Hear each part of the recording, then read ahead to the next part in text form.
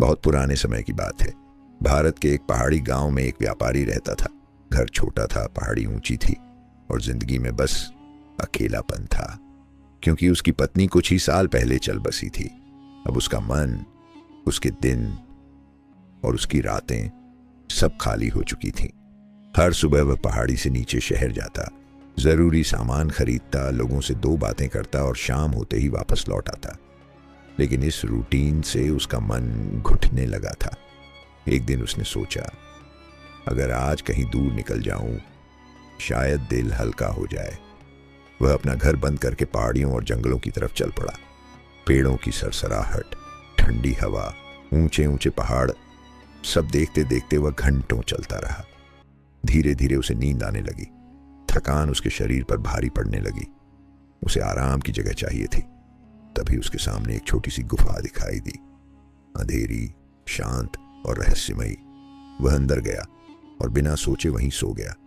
कुछ समय बाद अचानक उसकी आंख खुली। गुफा में हल्की रोशनी घुस आई थी। वह उठा और इधर उधर नजर घुमाई। तभी उसकी नजर कोने में पड़े 7 घड़ों पर पड़ी।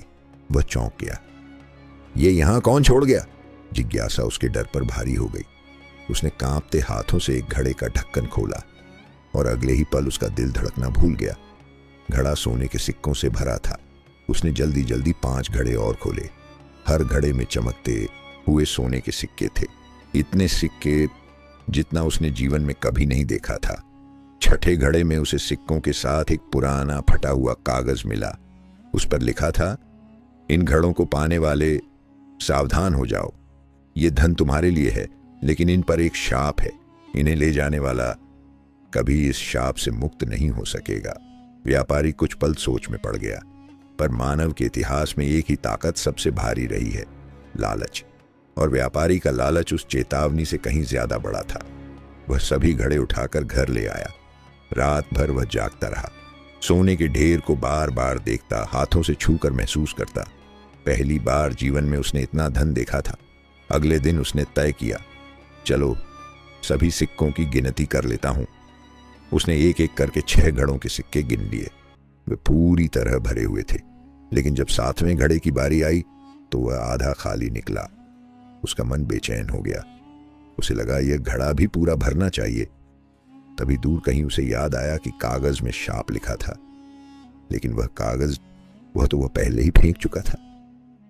कोई बात नहीं, उसने खुद को समझाया, अगर आधा खाली है तो भर भी सकता है।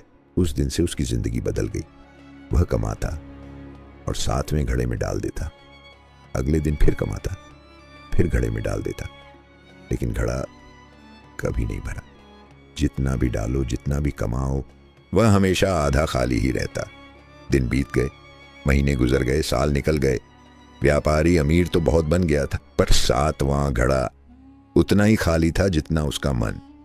सोने से भरा घर होने के बावजूद उसकी रातें खाली, दिल खाली और जिंदगी खाली होती गई। वह बूढ़ा हो गया, लेकिन घड़ा पूरा भरने की चाह कभी बूढ़ी नहीं हुई। आखिर उसके जीवन का सच यही निकला, घड़ा शापित नहीं था, बल्कि उसका लालच ही उसका सबसे बड़ा शाप था। कभी कभी हम घड़ा नहीं भरते, घड़ा हमें भरता है। चिंता से, बेचैनी से, लालच से। धन का घड़ा भर सकता है, पर लालच का घड़ा कभी नहीं भरता।